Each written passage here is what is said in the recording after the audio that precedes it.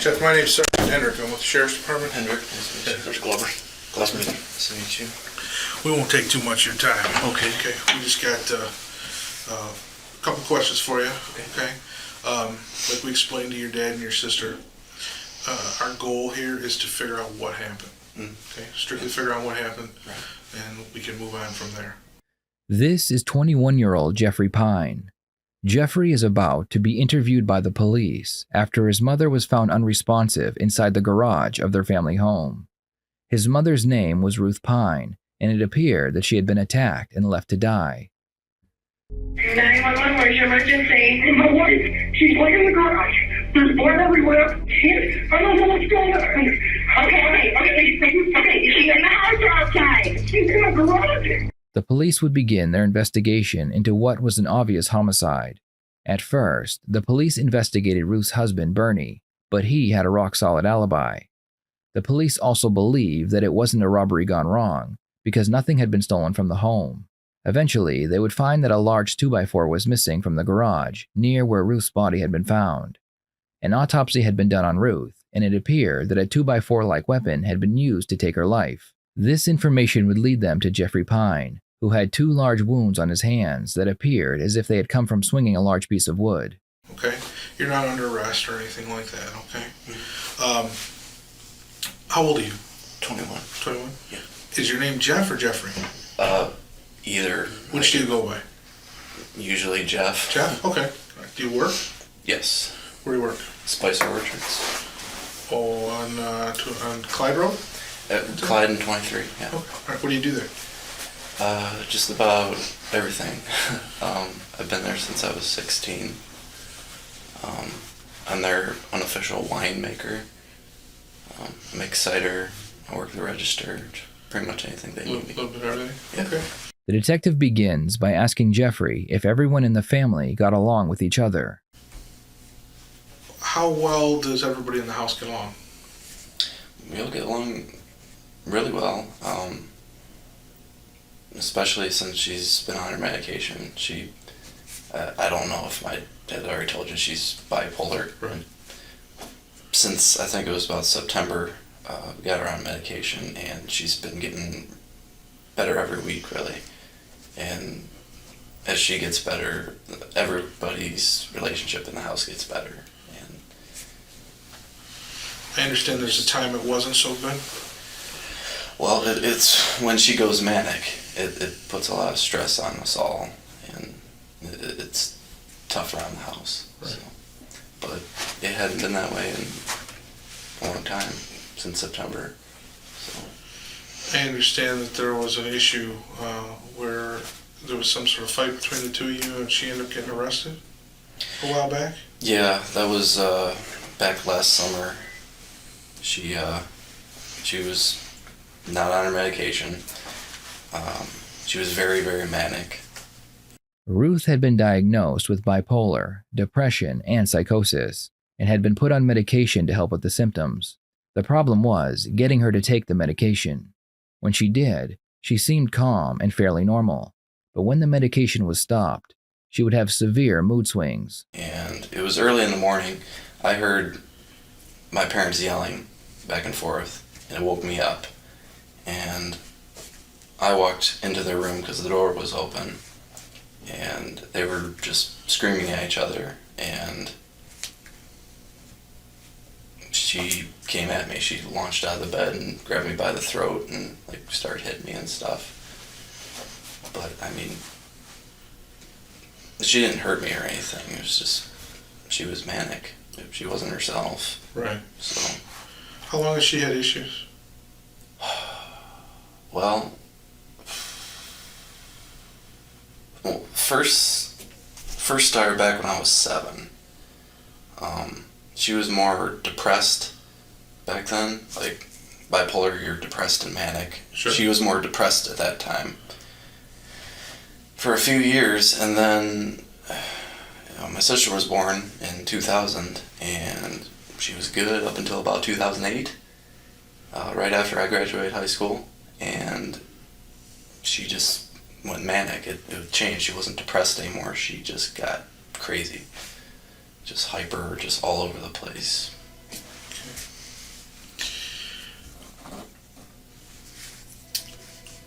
And you said she's been on medication?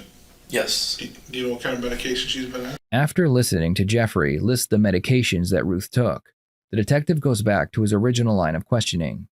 He wants to know the events leading up to when Ruth was found, because Jeffrey was the last person to see her. So today, let's get back to today. So today you said you got up around 10? Yeah, about 10. All right, what did you do when you got up? Had breakfast, got on the computer.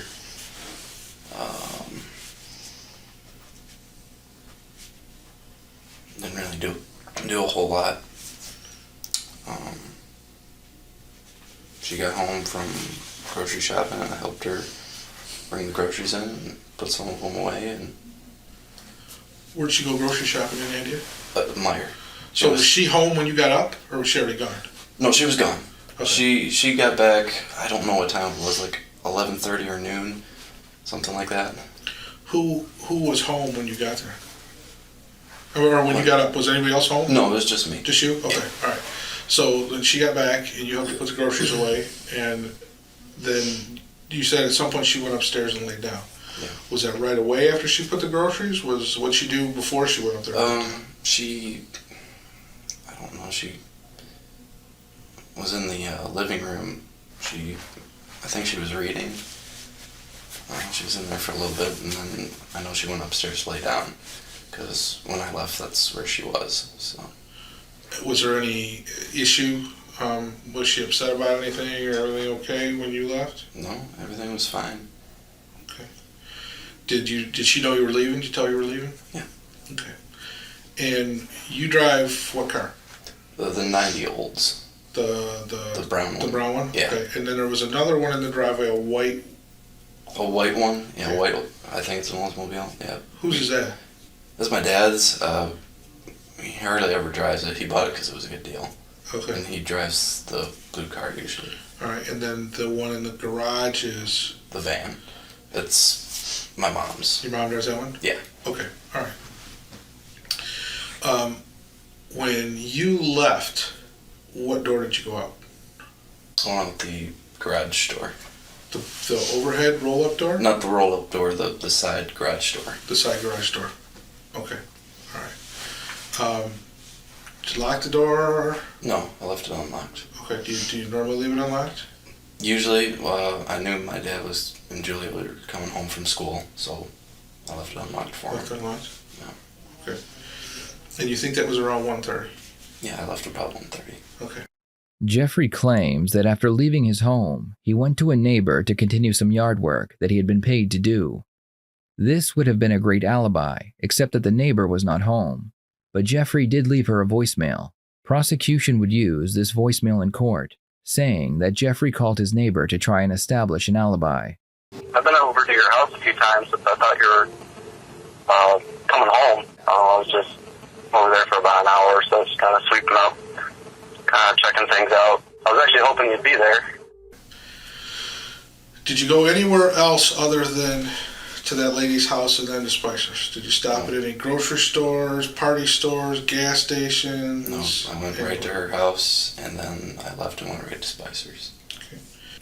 What time did you get to work today? At Spicer's? I got there right before 3. Right before 3? Yeah. And you're supposed to start at 3? Started at 3, yeah. I usually get there about 10 minutes early. Do you punch in? Do you Yeah, I sign? punch in a time card. Oh, okay. Yeah. And what were your responsibilities today? Today, my boss didn't give me any set jobs. I usually just go in and start doing stuff. First thing I did was I went and checked the bathrooms, because usually when you come in the afternoon, that's what you do. So I went there and checked them, and really the only other thing I did was weigh up a keg of hard cider and put it in the fridge under the bar, hook that up. So, and then my dad called me and told me to come home. And I just left. What did your dad tell you on the phone? He just said, come home right now, hurry.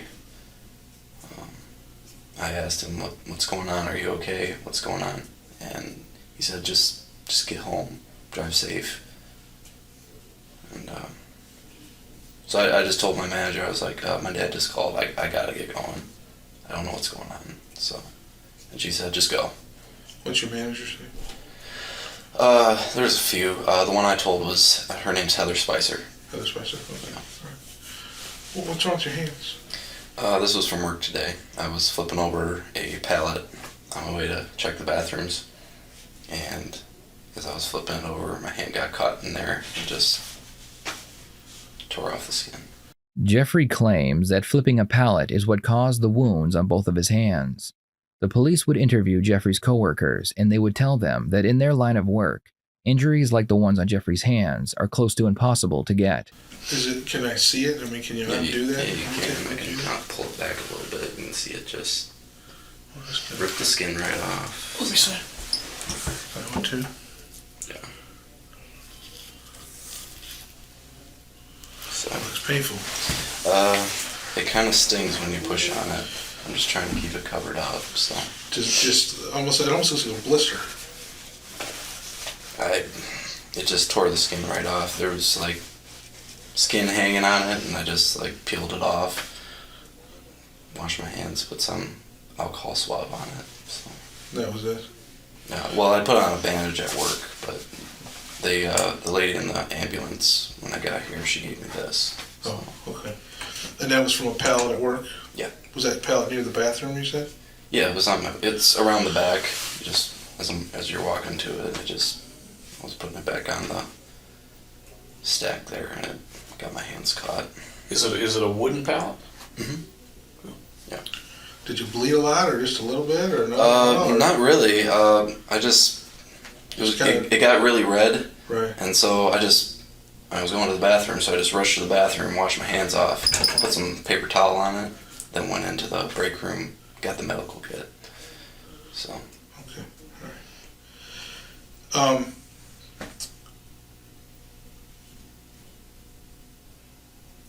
There was no altercation, or your mom was not upset or anything today before you left? No, she was fine. Okay. I gave her a hug after we put the groceries away, and she was fine. Was your car parked in the driveway or on the street when you left? When I left to come here, And when you left to go to work?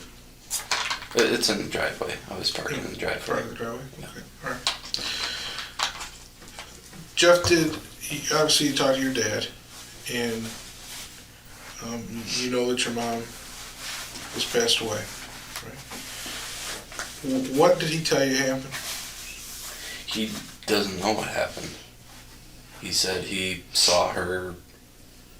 He said it was real quick. He saw her by the door, and that she was pale and there was blood, and he doesn't know what happened. What do you think happened? I really don't know. I have no idea. I don't think she would hurt herself. She's not that type of person. Has she ever tried to hurt herself before? Not that I ever know of. She's never... You will notice that while Jeffrey was being questioned about things unrelated to the case, he showed very little emotion as he gave his answers.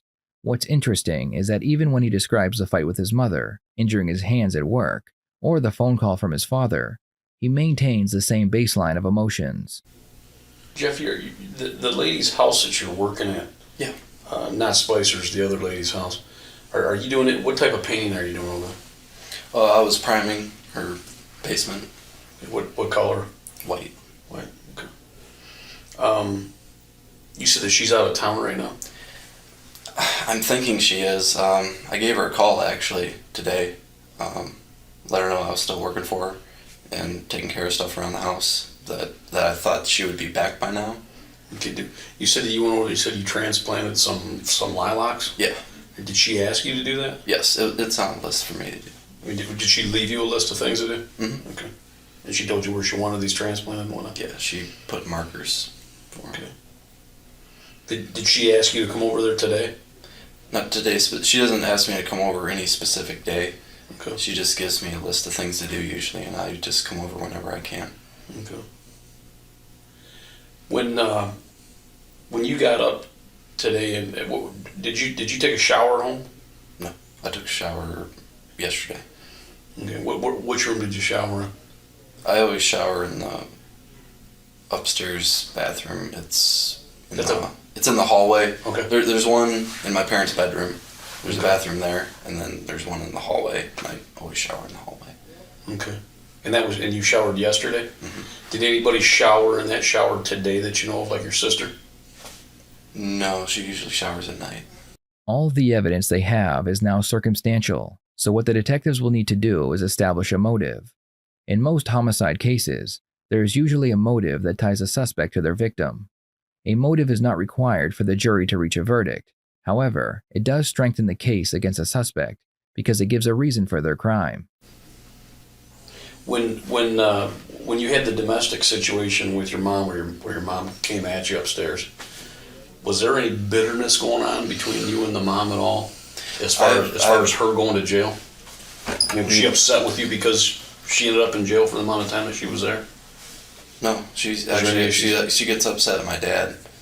She blames all of her problems on him. On your dad? Yeah.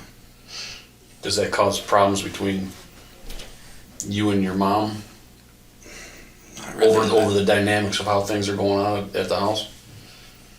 Not really. I mean, I don't have a problem with my mom. Never had a problem with her. The only issue I had was I wanted her to take medicine, and nature of the illness, she didn't want to take it. Right. That's the only problem I've ever had with her. Which is pretty common with bipolar people. Right. Sometimes they get to a point where all of a sudden they quit taking it. Yeah, they feel good when they're not taking it. It's kind of like a drug high. Right. So it's hard to get them to stay on the stuff. Is there anything that we haven't asked you? I mean, off the top of your head, that you think would be important to this investigation? Anything at all? I mean, did your mom have any enemies?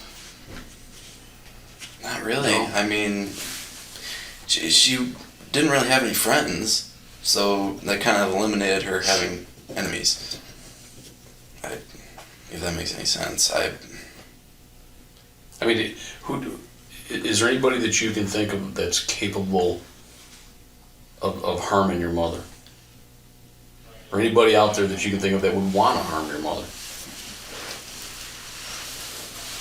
I can't. I mean, she's always been a really nice lady. Can't think of anybody.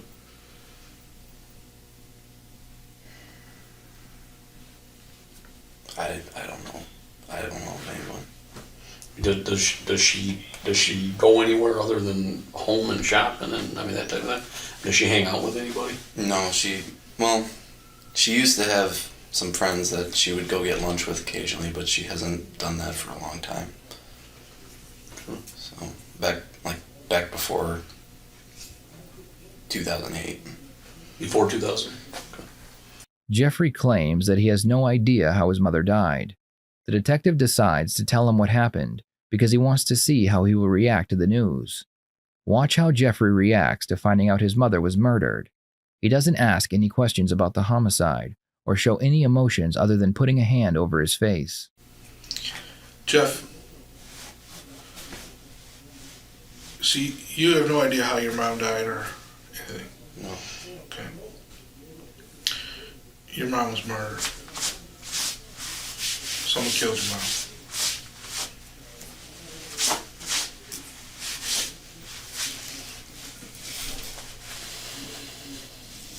Okay, it's not an accident.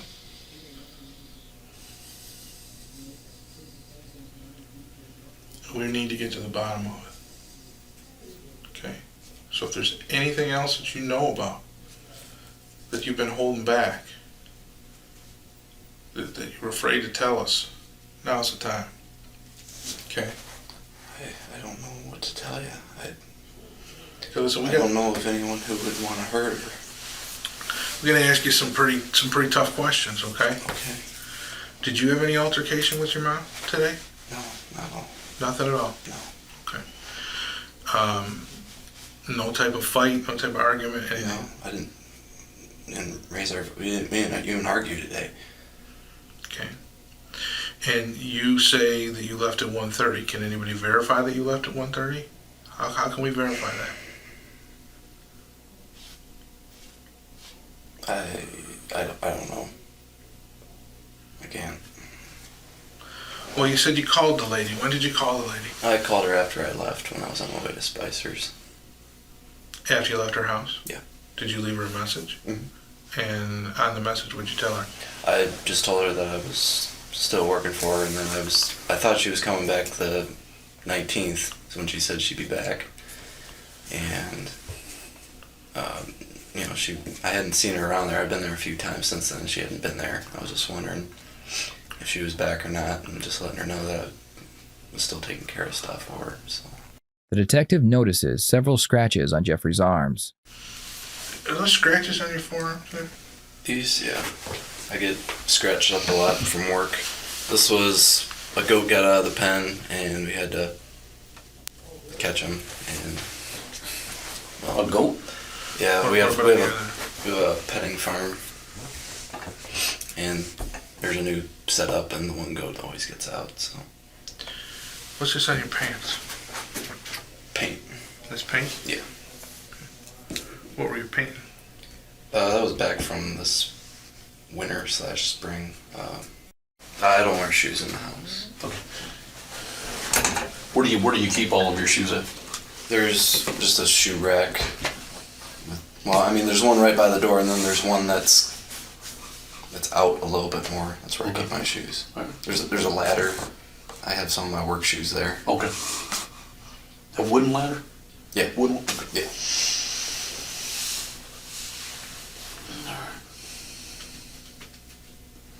When you went over to the house on Malibu, what all did you do over there today? I went over there, transplanted her lilacs, and How many did you transplant, Dylan? a 5. And I had a little bit of extra time. I was trying to clean up the basement before I had to go to work. So I swept down there a little bit right by the pull-out door. Did you contact the owner of that home today? I called her after I left. Okay. Do you normally do that? No, I called her because I was kind of wondering why she hadn't been there, because that was about the 3rd time I've been there since I thought she was going to come home. Okay. And I just wanted to give her a call and let her know. I'm still working for you. I don't know where you're at. But Well, I mean, if she didn't fire you, why would you feel the need to contact her to tell her that you're still working for her? well, just because she hadn't come home yet. I was But kind when of confused. That was part of why I called her. Be like, I'm still here. Where are you at? Kind of. Sorry. I guess my thing is, I mean, if you're still employed and she didn't fire you, Yeah, go ahead, put them on. and she didn't fire you, why would you feel the need to contact her? I was wondering mainly if she was home or not. If she'd come back home from being out of town. And I was just letting her know that I was still keeping up on the jobs that she had for me. Jeffrey has been told that his mother was involved in a homicide, and the detectives are not hiding the fact that he is a suspect. Most people in this type of situation would express feelings of anger, sadness, and shock. They would be very adamant that the police have the wrong person.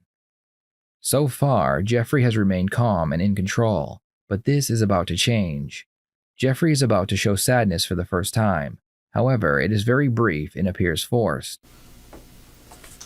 Hey, Jeff, from the time that you injured your hands today, Yes. out at Spicer's, had you been home in between the time you injured your hands and the time that your dad contacted you? Today? No, I was at the lady's house, and then I went to work. And you never. And then my dad called me, and then I went home. Okay, so you had never been back at the house No. in between there? It would go, I leave home, go to the lady's house, go to Spicer's, go back home. Okay. Jeff, I'm going to ask you a tough question here today. Okay. Did you do anything today at all to hurt your mom? No. In any way, shape, or form? Nothing. Did you have any arguments with your mom No. today? I didn't say anything hurtful to her. I did nothing.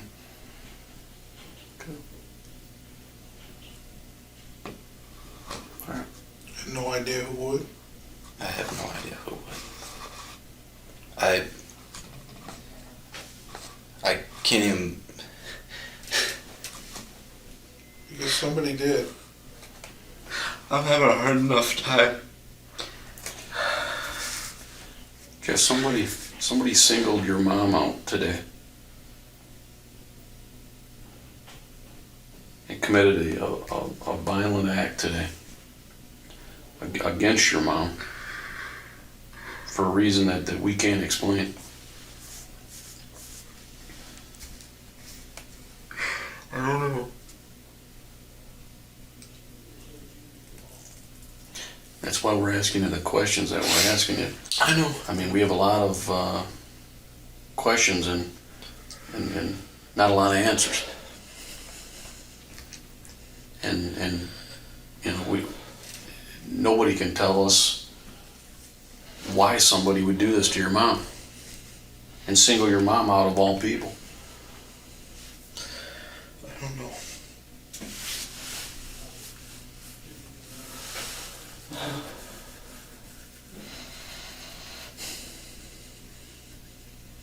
I mean, can you think of anything? Any something we haven't asked you?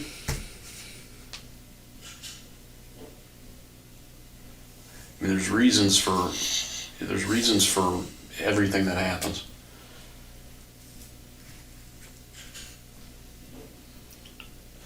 Other than the goofy neighbors that you said, you know, with the eggs.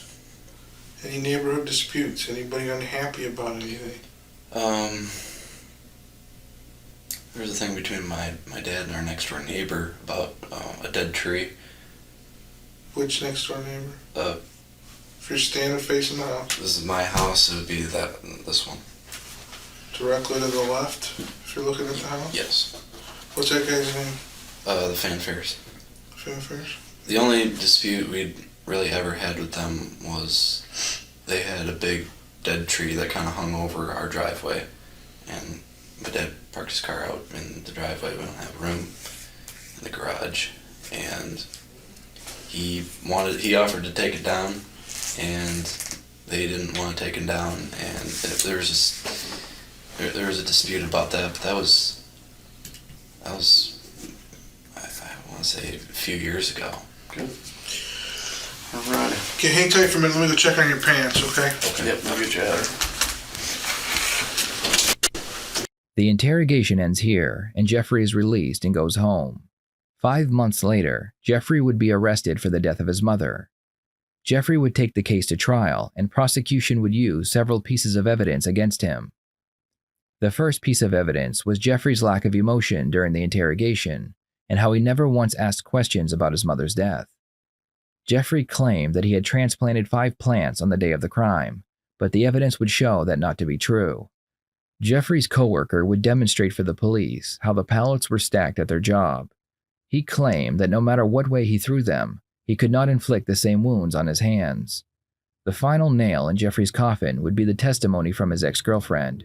She claimed that Jeffrey would often become very emotional about his mother, and he attempted to move out on several occasions. She also claimed that Jeffrey had cheated on her, but because he was a very good liar, it took a while for her to find out. Jeffrey's lawyer would also state their case. They explained that there was no physical evidence tying Jeffrey to his mother. No DNA on the clothing or under the fingernails. No weapon had been found, and the crime scene had not been cleaned. As the trial played out, it appeared that the verdict could go either way. That's when prosecution made a game-changing motion. They asked the judge if there could be a second option. They wanted to add second-degree murder next to first-degree as a possible verdict. This meant if the jury wasn't convinced it was first-degree, but they also weren't convinced he was innocent, second-degree was a third option. The second-degree murder charge, and counsel has objected. We are entitled to that lesser included offense, and I'm asking for it. Thank you. We do not believe that the evidence supports first degree, let alone second degree. I'm concerned that the jury will compromise their verdict based on emotion and the evidence in this case or lack thereof. So I would ask that second degree be left out. If you find the defendant guilty of murder, you must state in your verdict whether it is first it is murder in the first degree or murder in the second degree. Jeffrey would be found guilty of second-degree murder and receive 20 to 60 years in prison. What this meant was that Jeffrey must serve a minimum of 20 years, but on the 20-year mark, he would have a chance of being paroled. To 20 years to 60 years with the Michigan Department of Corrections. He gets credit for 476 days. He is ordered to pay the crime victim rights fee of $130. He is assessed state cost of $68. It is also ordered that the defendant shall comply with DNA testing as an additional condition of his sentence. To this day, Jeffrey's father claims that his son is innocent. It was a coward and a monster that did this to my wife, and that's not my son. He could never harm her. Is there any idea who might have done it? I can't speak to that. You know what? You know whose job that was? The detectives. And you know what they did? Nothing. They looked at me and they looked at my son. They did nothing else. Jeffrey They took loved the his mother. easy way out. He would never harm his mother. He loved her. He never showed anything but compassion and love for his mother.